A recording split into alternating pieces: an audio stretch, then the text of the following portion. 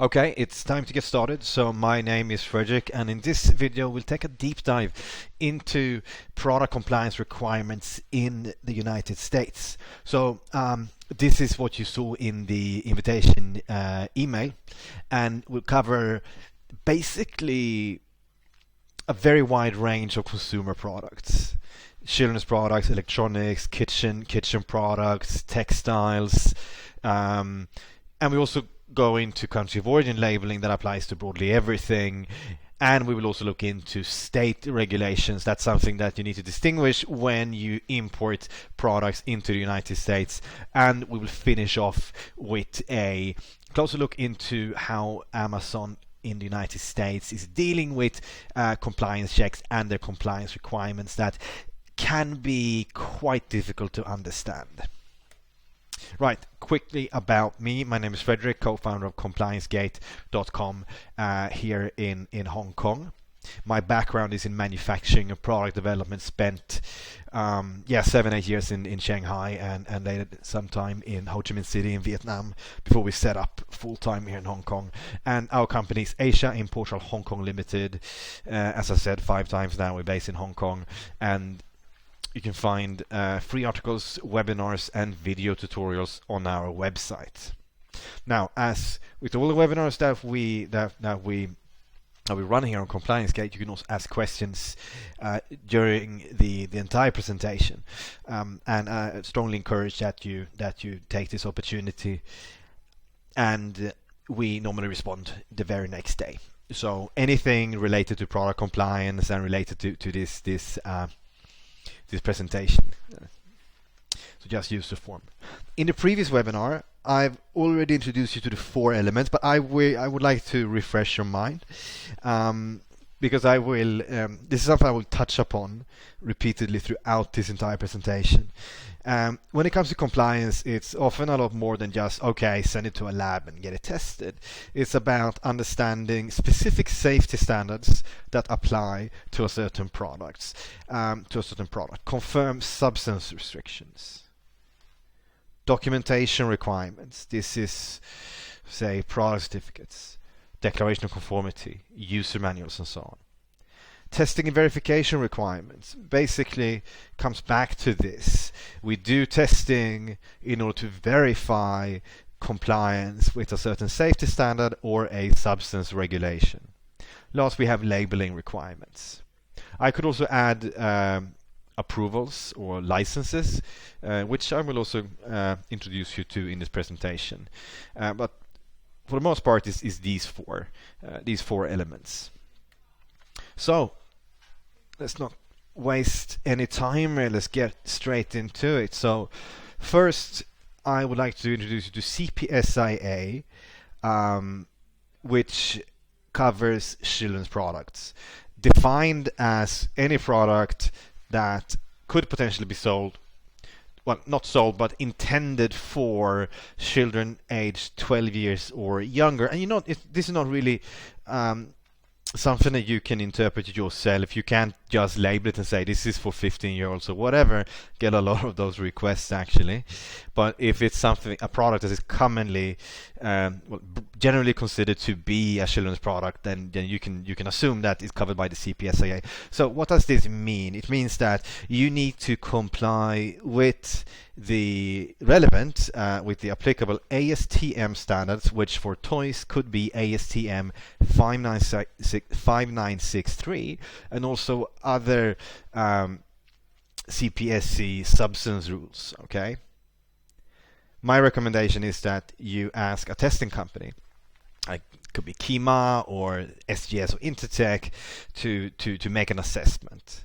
But that's number one. So CPSIA by itself is not a safety standard. It's a regulation that in turn says, okay, it's up to you to make sure that you pick the right safety standard for your product, and that can be very different if it's a soft toy as compared to a bunk bed, for example.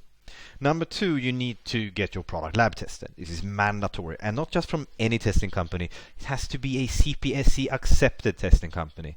Not a CPSC, it's a Consumer Product Safety Commission, is of course transparent. This is the United States we're talking about here. So you can find this list for free on the CPSC website.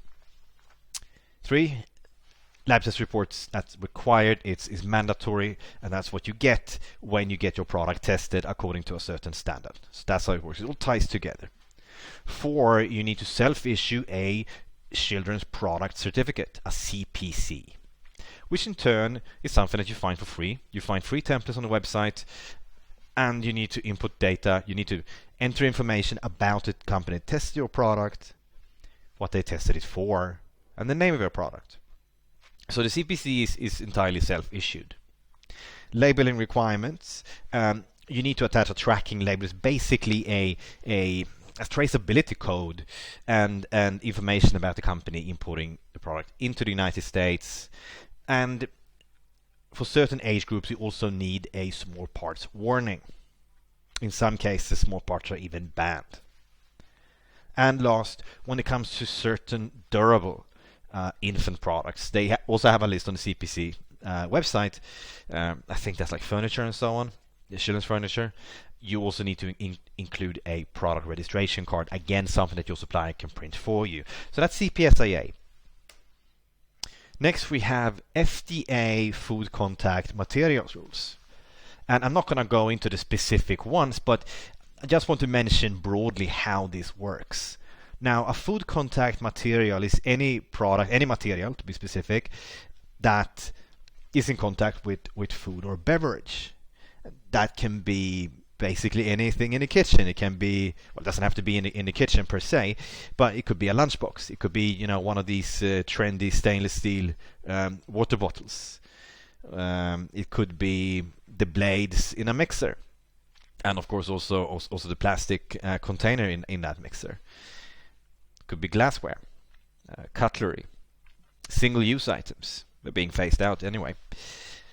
So anything that's in contact with food or beverage goes under these FDA food contact materials rules. What this means in practice is that these materials should not contain certain chemicals and heavy metals, be it plastic, metal, ceramics, or coatings, paints, that you can basically find on almost any FCM product. Okay, so very similar to, say, CA Prop 65 or REACH, they set limits. So if just to give an example, the amount of cadmium is above a certain limit, then you cannot sell that in the United States. Something that's quite unique for food contact is the concept of migration. You take something like this thermos. It will be, well, filled up with maybe boiling water, or close to it anyway. This can in turn, it does impact the material. Likewise, if you have a plastic food container that's heated in a microwave oven, that material should not result in the migration of chemicals and heavy metals to the food beverage inside. So that's another thing to take into consideration. Now, end of the day, it really comes down to the testing company. They are the ones that decide, okay, what sort of test do you need? What are the limits for this material? And then they take care of the testing process, the verification process. So as you can see here, it really comes down to testing when we talk about FCM, at least in the US. Okay, electronics, then we have FCC. So this is, of course, simplified. We can break it down into two categories of devices, and the compliance procedure is very different depending on whether your product is classified as an intentional radiator or an unintentional radiator.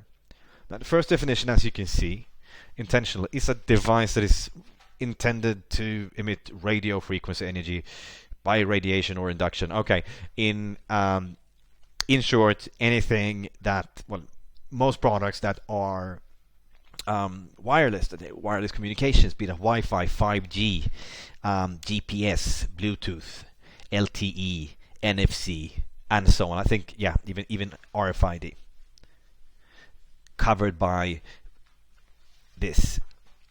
definition, and there's then a stricter procedure, stricter certification process. Now, everything else goes, well, not everything, but most other electronics goes as unintentional radiators. This is a device that generates, as you can see, radio frequency energy, but is not intended to emit such energy by radiation or induction. This they actually define this based on I think CPU frequency, but anything with a chip, anything that makes calculations, and that's even a USB enabled device. So that's almost anything, almost any electronic product, any modern widget that you may find on Alibaba would go under that definition. So when it comes to FCC, well, products that go as classified as unintentional radiators, that process in many cases, depending on a self-issued supplier's declaration of conformity, the principle is similar to that of the CPC, the Children's Product Certificate. So, as is often the case, there are self-issued documents which in turn are based on test results. Okay, so it's not enough to just, okay, I just fill in a template and print it, and I guess it's compliant, or copy paste an email from your supplier or something. That's not enough. So testing is necessary to verify compliance with FCC rules, and you may also need to follow the device labeling rules. You can see this FCC logo here. There are some exceptions when it comes to actually using the FCC mark or symbol on the device itself, but there are other device labeling requirements covering company name, address and contact details, SKU, meaning the product ID or product name, batch ID, which traces it to a certain production run, meaning date, maybe not the specific date, but the purchase order month and year, maybe compliance statement, and in some cases also FCC device ID. So yeah, when it comes to FCC, it's all about communications, really. You need to figure out which classification your device goes into, and then from there the path diverges in terms of the documentation you need and the sort of lab tests that you need, and also labeling. So these are the main two things. Okay. As I mentioned, FCC rules are primarily about communications, wireless communications, to make sure that they don't interfere with other devices. That's really what it comes down to. But it doesn't cover electrical safety, and this is why many American importers, but also retailers and Amazon itself, tends to follow something called UL standards. UL, this is it's an organization. I don't know the exact history. It stands for Underwriter Laboratories. So it's a private organization, not a government entity like the FCC or the CPC, but actually a private organization that develops standards mainly for electronic products, because there's more than communication to take into consideration. This electrical safety, this performance, and general quality. Okay, so what many American importers do is to also follow UL standards. That could be UL standards covering lithium battery safety, power supplies, and also the certain quality and performance aspect of the device itself. As you can see here, medical electrical equipment, part 1. So it's quite interesting, because if you look on the EU, there's mandatory EN standards. That's also coming in an upcoming webinar. But whereas in the United States, you sort of have to you have to follow voluntary standards if you really want to make sure that your product is safe. Because keep in mind, end of the day, even if UL, maybe I should have mentioned this earlier, even if UL standards are voluntary, it doesn't mean that you walk away scot-free if something happens to your product. That's what you always have to remember. So even though UL testing may not be mandatory, there's a reason why Amazon requires electronics to be compliant with UL standards. But I will get back to that at the end. Another thing that's quite unique for the United States is regulations concerning wooden products. And you can find this on the APIS website. That's the Department of Department of Agriculture. Oh, God, I can't remember. Give me a second. I don't want to say the wrong thing here. Hold on. Checking this on my phone right now. Yeah, it's the U.S. Department of Agriculture Animal and Plant Health Inspection Service. You can find this on aphis.usda.gov. Now, back to the topic. The USDA require that certain wooden handicrafts, such as carvings, baskets, boxes, birdhouses, frames, pens, wooden kitchenware, other items made of wood, basically wooden products, need to be treated and need to receive, well, you need a pre-import approval. Okay, so that's the way it works. Now the way you deal with this is that you can actually create an account online. Sorry, I have to drink some water. All this compliance talk is making me thirsty. Anyway, you need to create an account online and you specify the product. Okay, this is very simplified.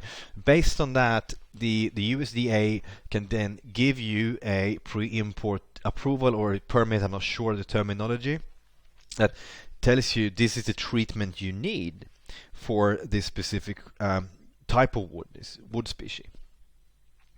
And that essentially comes down to either heat treatment or fumigation, which is chemical treatment, gas treatment. And there's a reason for this. This is the purpose is to avoid bringing in alien pests into the US. That's sort of what it comes down to, meaning bugs and fungus and so on. And we have a much more detailed guide on compliancegate.com, by the way. Okay.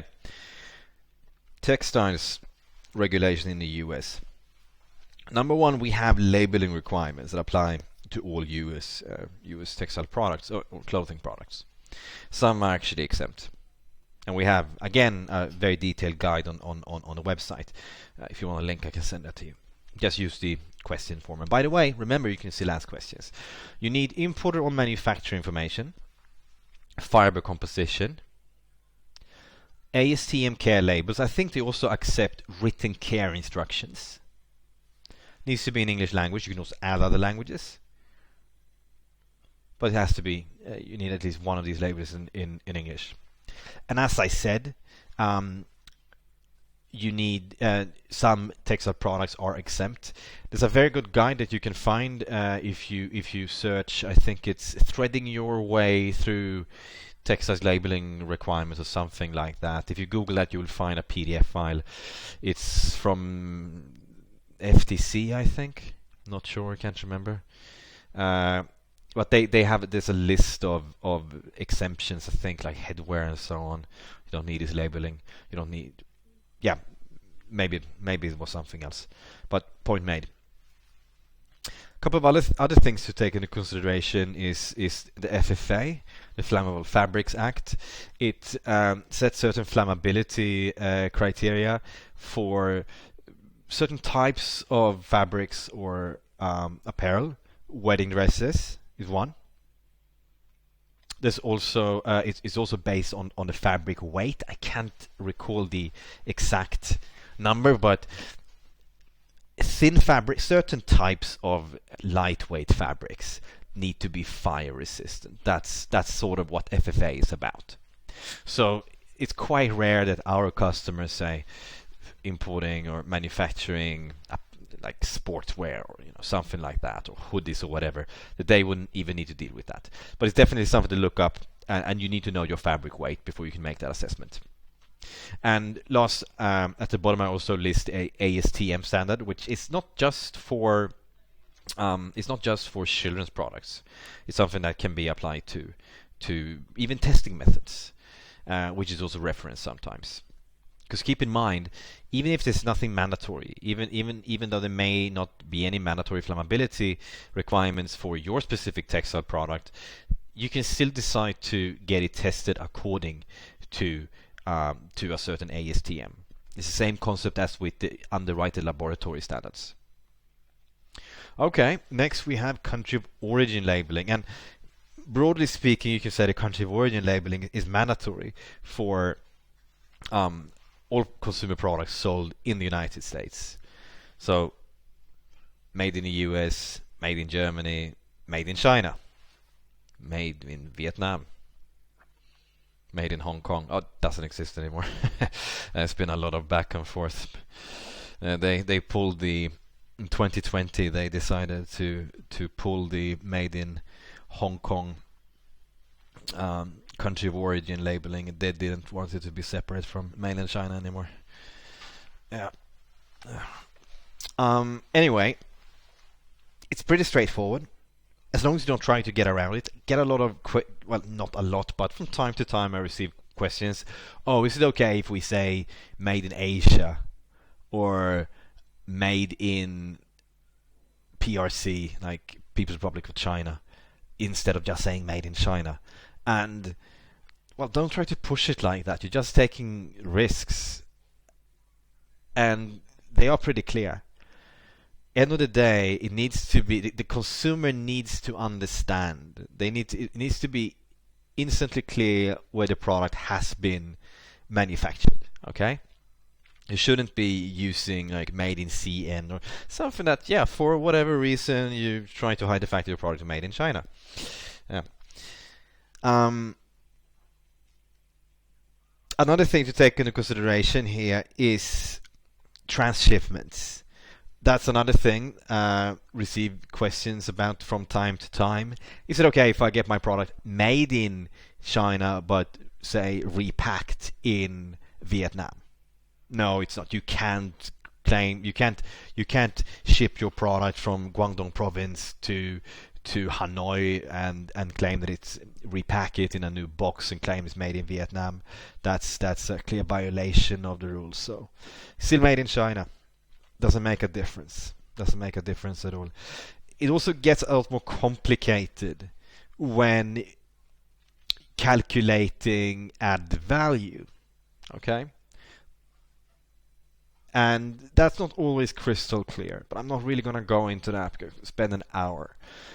Broadly speaking, you specify the country of origin labeling, depending on, well, where your factory is located. If it's China, then it's made in China. Vietnam, then it's Vietnam.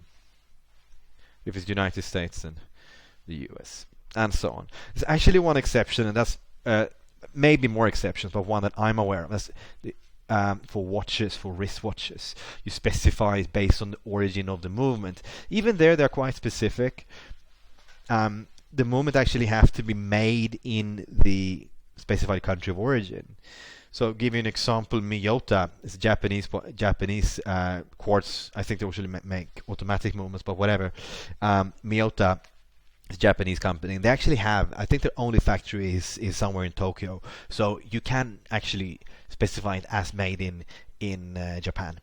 Whereas Seiko, they have some factories in Thailand, some in Japan, and the same movement can actually be procured from the Thai factory and also the Japanese one. So then you have to be really careful. It's not based on where the brand owner is coming from. And it's the same with Switzerland. Ronda, for example, they have certain made in Switzerland movements, and then they also have, I think they also have a factory in either Thailand or Malaysia, somewhere in Southeast Asia. Right, that's all I have to say about country of origin labeling. So now we're going to look into US state regulations. This is where it can get really confusing and frustrating. So just to be clear, everything I presented until now is on a federal level, meaning that it's something that's enforced and implemented by be it the CPC, that's the Consumer Product Safety Commission, the FCC, the FDA, the FTC, the USDA, and so on. Okay, but then you also have state level product regulations. One, maybe the most famous one, is California Proposition 65, which, the origins, I'm not going to go into that, but it basically comes down to substance restrictions. More than 800 chemicals and heavy metals that are restricted in consumer products in California, and it's the usual suspects: lead, cadmium, phthalates, and so on and so on. Okay, and you need third-party testing to verify if your product contains restricted substances above the set limits. And what makes this unique is that it applies to all consumer products, or at least most consumer products sold in California. So it's not depending on the age group in this case, which is the case with CPSIA, or based on usage like food contact with FDA. Now, there are certain other ways to comply, warning labeling and so on, but those warning labels are maybe not very, very nice to have in your products. I'm not really going to go deep into that, but we have a guide that goes more into detail for CA Prop 65. Another thing I want to mention is that this is not the only substance regulations, state-level substance regulation in the United States. It's the most well-known, perhaps, but there are many other states with their own substance regulations, some covering certain types of products, and substances in those products could be, say, baby feeding bottle. I think a number of states ban bisphenol phthalates in baby pacifiers and so on. So this is just an example. Then there's also product packaging, bag suffocation warning labels, which are mandatory in, I think, most states. The specific requirements concerning the text, the placement, the size, and so on differs. What Amazon does is that they require all sellers to ensure that the products carry this warning label. Many US states also have substance restrictions specifically for packaging, heavy metals. I think it's only heavy metals that they cover. And the reason I want to bring this up is because this is also it also brings up another dilemma that you have as a US importer. How the hell do I know which US state regulations to comply with? In this case, it's not mandatory in all states, but what if it's mandatory in 28? Well, what this means is that if we look on what Amazon does, it implies that this is sort of de facto mandatory, based on the fact that so many states require it. Then we have the US law label. Once again, this is also on state level, and there are differences, but broadly speaking, you need a do not remove statement. You need to specify the filling materials. You need to have a URN, and I think you get that also on a state level. I can't remember the details. It's actually a very, very good website. I think it's called uslawlabel.org or something. Just search US law label, they will come up on top of Google, and your company name.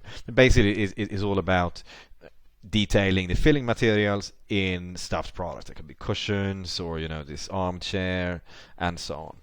Mattresses, I think. And again, I don't remember the number of states in the US that require this, but I think it's 20 plus. So once again, unless you just sell locally, then it's something you will have to consider. And that's really the big question. how can US importers and Amazon sellers keep track, especially of US state regulations? On a federal level, it's perhaps not so difficult, but this plethora, this mosaic of states, and each deciding which direction it wants to go, yeah, it quickly gets complicated. My recommendation is to go with a lab and ask a testing company or a compliance consultant to actually make a assessment on a case-to-case basis. The thing is that many substance regulations, for example, they have overlapping substance limits. Just to give you an idea, okay? One is restricting lead to this amount for this product, and another one is restricting lead to another amount. So may not necessarily need to get everything tested 50 times.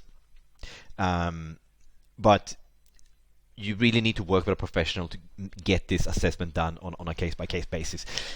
And we really see the way that Amazon is dealing with this is that they look at, okay, we got the bag suffocation warning, labeling requirements, and that's required in many, if not most states. They make that a requirement. Bisphenol A is banned in certain products in certain states, in certain products in the US, and if I remember correctly, Amazon has banned bisphenol A in all products listed on its platform. I think I can't remember if it's for its own brands or if it's actually also for third-party sellers. But it gives you an idea that they take, okay, this is becoming de facto requirement. So yeah, they need to follow that. But yeah, it can really be a bit confusing. And I would say, as an importer or seller, it's very, very hard to keep track of this. So you need to work with a lab and ask them each time you launch a new product, each time you need to get a test done, what are the current requirements that I need to comply with? Because in the coming years, I am very confident that this will not go away. They will continue to regulate products. Okay, there's been a lot of talk about Amazon already, but it's time that we look even closer. So, when it comes to the way Amazon deals with compliance requirements, and again, this is specifically for Amazon US, which is actually quite unique and reflecting the landscape in the US, of course. So, this is an example of a report that I received by email few months ago. It's very interesting. Amazon is requesting the seller. Well, they've already removed a product listing. Actually, more than one, maybe. And the reason for doing so is that they want this seller to provide electronics test reports by an ISO 17025 certified laboratory.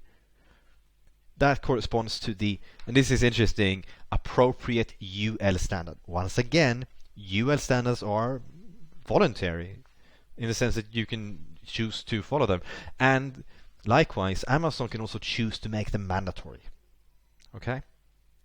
Now, what's going to happen if they fail to provide a test report? Well, they will not be able to start selling the product. And they will also need to remove the inventory. So this is for many businesses, this is an existential threat. And once more, as you see here, it's entirely up to Amazon to decide, okay, it doesn't matter if this specific UL standard is not mandatory for this electronic product or not, to, well, technically bring it into the United States to get through a customs check or whatever. End of the day, Amazon wants to be sure that products on its platform are safe, and that's what it all comes down to. What documents do Amazon often request? Again, test reports. Purpose of a test report is to provide evidence that a product is compliant. They often require product certificates. That could be a SDOC if that's required, a children's product certificate if that's required. Once again, they either reflect the requirements in that country, in this case United States, okay, or they have specified in the Seller Central, they require that you also follow what is otherwise voluntary standards. They may require product images specifically to show that the product and the packaging, that both of them are correctly labeled.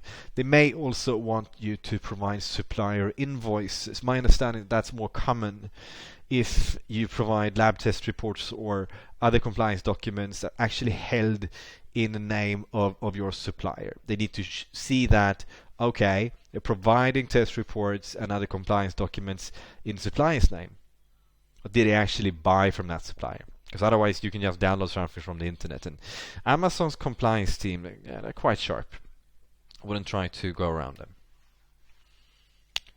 So, as said, Amazon rarely make up their own compliance requirements. Either they follow national or state level product regulations that like CPSIA, CA Prop 65, or they see that something is broadly de facto mandatory, like bag suffocation warning, and they make that an Amazon requirement. All sellers have to comply. Or, as in the case with high risk products like electronics, they say, okay, even though there may not be anything that is mandatory on a national level, they still want you to show UL test reports because they can, and they want consumers to be safe.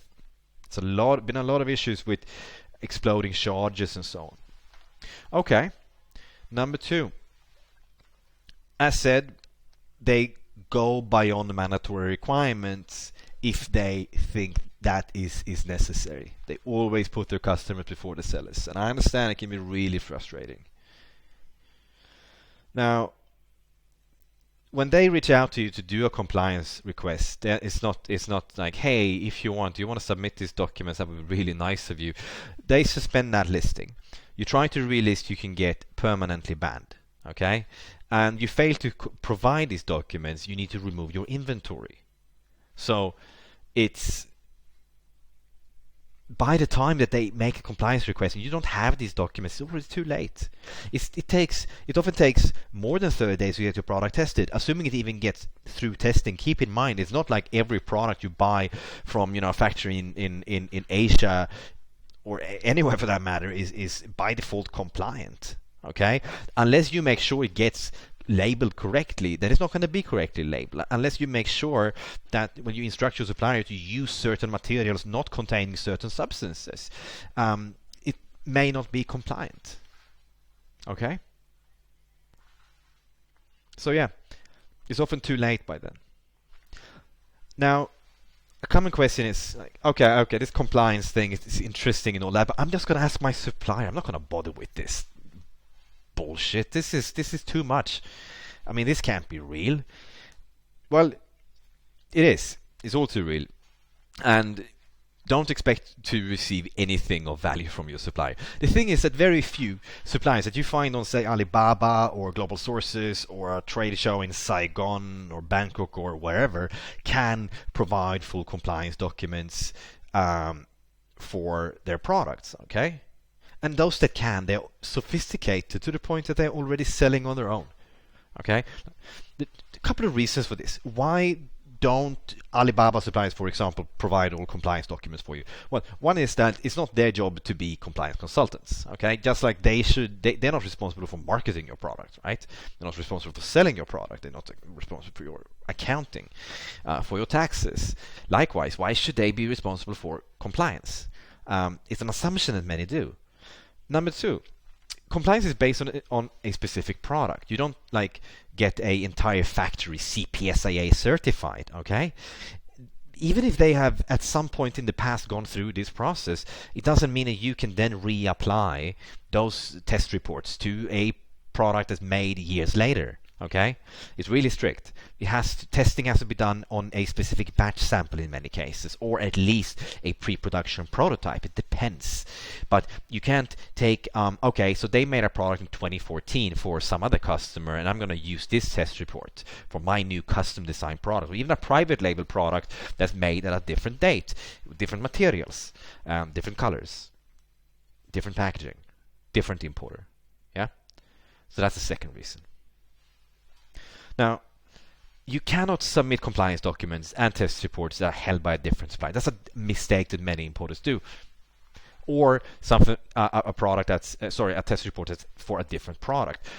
What many sellers do is that, okay, they receive a compliance document request from Amazon, and either they panic, they know it's game over, or they reach out to the supplier, say, hey, just got this little email from Amazon. Can you just send these test reports so we can, just sort this out? And the supplier looks at it and, oh shit, what are we gonna do? Can you ask David on the third floor? And you go, yeah, Sanny Chen, she walks up to the third floor. It's like, hey, don't we have a test report from last year? Yeah, sure we do. And she sends the PDF back to the seller, and it doesn't really look at it. It's okay, it says certificate something. It sends it to Amazon. Now Amazon's compliance team take a look and they see, all right, it's a different supplier name. Oh, it's a different SKU, even a different year, and they reject it. Compliance documents, including test reports, are valid, as I said, for specific products. Okay. That can even mean a specific batch, a specific production run, sometimes, a specific color. You bought the widget in red, now you buy them in blue. You need to test it again.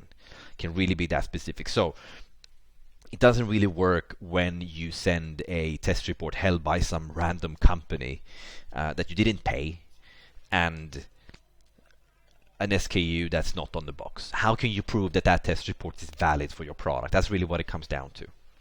Many suppliers, as I said, they just send these invalid product certificates, sometimes Photoshop documents. They may not even know it themselves. They may reach out to their supplier in turn.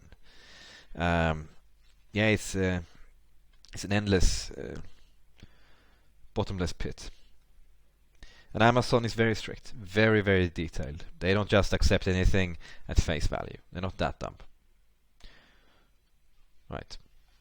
So yeah, this is a bit redundant, but yeah, as said, when it comes to compliance enforcement, they reach out to request documents, and at this time you need to have these documents. It's too late. Not just that. Let's say that you don't, it's not correctly labeled. How are you gonna relabel your product if they're already in an Amazon warehouse? They're not gonna do that for you, obviously. All right, I know it's a lot to take in, so we're gonna end the main presentation with a checklist. And after this checklist, I will also introduce you to the product. I'm going to show you a demo of the compliance info tool. But first, a checklist to summarize everything. Now, you're an importer, an Amazon seller. Perhaps you already established one, or you're launching your very first product. Either way, the very first thing you need to do is to confirm which product regulations that apply. That in turn will help you determine sort of everything else, like CPSIA. If you've established that your products are covered by CPSIA, then everything that you can work out the rest from there. So that's the very first step, because keep in mind, you take regulations like CPSIA, in turn decides the documentation requirements, it specifies labeling requirements, testing requirements, and so on. Number two, you need to confirm product standards, mandatory or voluntary, and also substance restrictions. As said, this also, you have to think about this on two levels, national and also state level, and even Amazon level. And actually, Amazon is what they do with make they take these de facto requirements and make them mandatory. I think that's actually really helpful for sellers, by the way, because it's a lot easier to follow Amazon requirements and trying to piece together these requirements in 50 different states. But that's the second thing you need to do. And these could be standalone standards, or they could be referenced by a regulation. 3, you need to confirm labeling requirements, packaging, and the product. And as is often the case, you need to take, to give an example, CPSIA, this is the tracking label requirement. And then there's also the country of origin label requirement. So one does not exclude the other. Oftentimes you need more than one set of compliance marks or other texts. And don't forget the packaging. That's something that many importers and sellers and manufacturers often tend to neglect. That can be disastrous because Amazon is, well, if you're selling on Amazon, that is. Even if you're selling on Amazon, it's not like you can decide not to follow this. It's just that Amazon is very effective when it comes to policing this stuff on their platform. But take the US Customs, for example. They have XRF scanners to check if, say, jewelry contains excessive amount of lead, for example. So they're also sophisticated. It's just that Amazon is more sophisticated. Number 4, you need to confirm documentation requirements, certification, and this can be self-issued documents. It can also be documents that you obtain, okay? Obtain from a third party, could be a testing company, or even an entity like the pre-import permit for wooden products. That's number 4. Number 5, testing requirements. Is testing mandatory? According to which standard should you get the product test? What substances should be tested for? Which testing company is allowed to carry out this testing procedure? These are the questions you need to ask. Do you need any permit or approval? And this sort of goes also into documentation requirements, I would say. But yeah, something that you definitely need to ask yourself.